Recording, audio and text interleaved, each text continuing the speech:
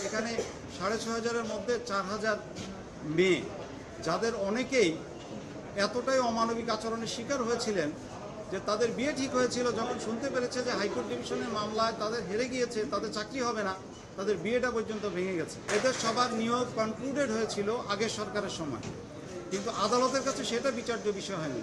আদালত যেই সাংবিধানিক বিচারের মানদণ্ড ফলো করে ২৭ বিসিএস এবং নির্বাচন কমিশন ডিল করেছেন, সেই একই মানদণ্ড, একই সাংবিধানিক দায়বদ্ধতা, সংবিধানের প্রতি অনুগত থেকে, ন্যায় বিচারের প্রতি কমিটেড থেকে এরা কোন সরকারের আমলে নিয়োগপ্রাপ্ত হয়েছে সেটা দেখেননি। আজকে ওনাদের প্রতি ন্যায় বিচার করেছেন। আপনাদের মাধ্যমে পুরো জাতির কাছে এই জিনিসটা আমরা জানালাম যে সবাই যেন বিচার বিভাগের প্রতি আস্থা, শ্রদ্ধা আবার ফিরিয়ে আনেন, এবং আমরা এই আশাবাদ ব্যক্ত করতে পারি যে সামনের যে দিনগুলো আসবে অবশ্যই অবশ্যই বাংলাদেশের ন্যায় বিচার প্রতিষ্ঠা হবে। এখানে ৬,৫০০-এর মধ্যে ৪,০০০ মেয়ে, যাদের অনেকেই এতটাই অমানবিক আচরণের শিকার হয়েছিলেন যে তাদের বিয়ে ঠিক হয়েছিল, যখন শুনতে পেরেছে যে হাইকোর্ট ডিভিশনের মামলায় তাদের হেরে গিয়েছে, তাদের চাকরি হবে না, তাদের বিয়েটা পর্যন্ত ভেঙে গেছে।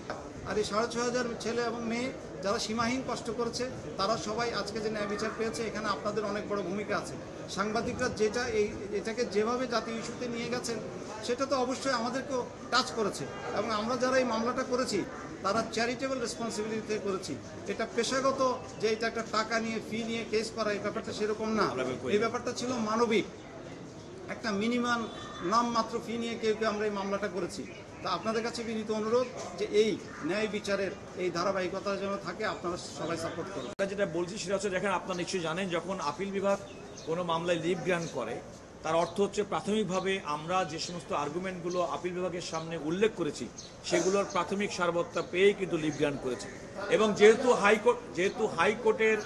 হাইকোর্টের রায়ের কার্যকারিতা স্থগিত হয়েছে, সুতরাং তারা চূড়ান্তভাবে উত্তীর্ণ ব্যক্তি, তারা এখন যোগদান করবেন, কারণ যোগদানটাই তাদের বাকি ছিল। এই যোগদান উপলক্ষে ফাইনালি সিলেকশন হওয়ার পরে তারা বিভিন্ন জায়গায় যেখানে কর্মরত ছিল, সমস্ত কর্ম থেকে তারা কিন্তু অবসর গ্রহণ করে কিংবা পদত্যাগ করে শুধুমাত্র এই চাকরিতে যোগদান করার জন্য তারা সম্পূর্ণ প্রস্তুত ছিল। আর আপনি যে কথাটি বললেন যে এখন আপিল যখন শুনানি হবে, লিভ গ্রান্টের উপর শুনানি হবে, তখন তো এই বিষয়গুলো আসবে। এখানে একটি কথা আমরা বলে রাখি, আদালত যে কথাটি বলেছেন আপনি ঠিকই বলেছেন। আমরা বিশেষ করে যে কোনো মানুষের কাছ থেকে অত্যন্ত সহনশীল আচরণ আশা করি।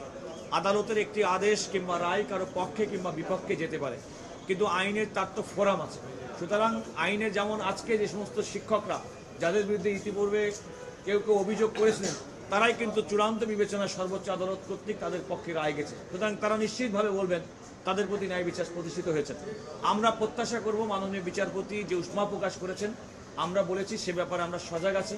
যারা আমাদের এই ধরনের কোনো ধরনের অপ্রীতিকর ঘটনা ঘটিয়েছেন, নিশ্চয়ই সে বিষয়ে আমার মনে হয় সুপ্রিম কোর্ট প্রশাসন আছে, এবং আমরা নিজেরাও আমরা চেষ্টা করব যেন এই ধরনের কোনো ঘটনা পুনরাবৃত্তি না ঘটে।